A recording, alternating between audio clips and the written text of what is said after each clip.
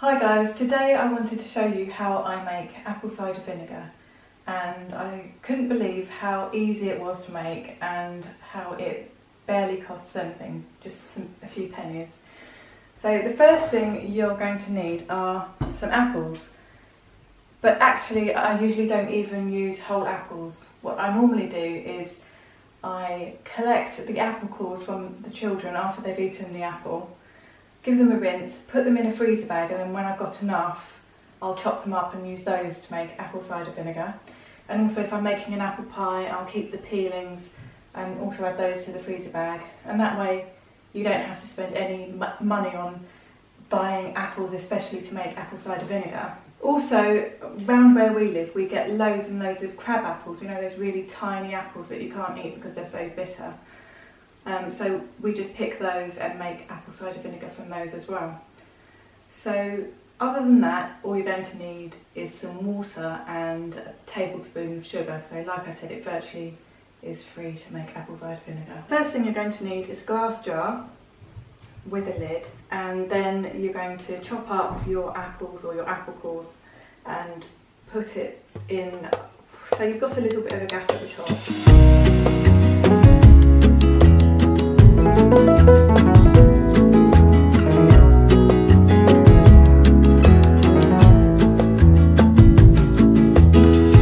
Young ones come crushing down. They wanna feel the sun. Don't know what's in and out. They thought they seen the light. When you're closing in, you know you're done. Thought you knew all the answers and knew what's to come.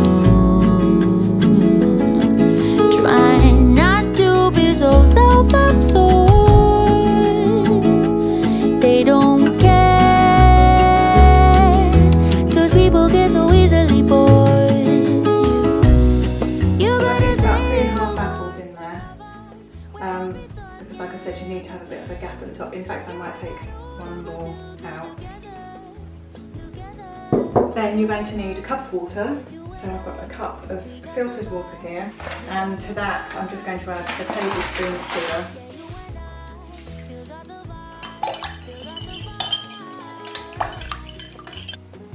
And then just pour it over your apples.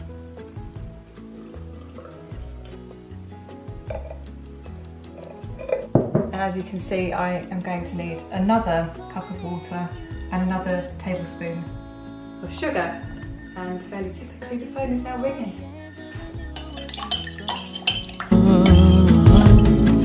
try not to be so self-absorbed. They don't care, 'cause Important is that none of the apples are above the water. So make sure they're pushed down. And then you can buy these special glass discs that fit inside the jar and just act as a weight, but I don't have any of those, so I'm just going to use an upside down egg cup, which will push them down so none are above water. Then you want to get a piece of cheesecloth, and you can keep that in place with an elastic band, but I've got these lids that come apart. So I'm just going to put this bit on to hold the cheesecloth in place, but an elastic band will be fine.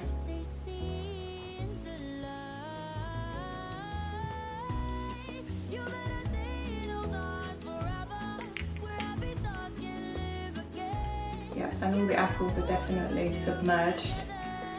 And now all you have to do is leave that for 3 weeks in a cool, dark place, like pantry or a larder, and after 3 weeks you take the apples out. You can strain it into another glass jar, and then you again put the cheesecloth back on and you leave it again for another 3 to 4 weeks. You can stir it occasionally, but it doesn't really matter if you do or not. And then you're ready to put the regular lid on and it can be used as apple cider vinegar. So here is an apple cider vinegar that I made earlier. This is all we've got left now, and you can see that there's the mother, as they call it, at the bottom, and this is really good for your gut health, and it lowers cholesterol, blood pressure.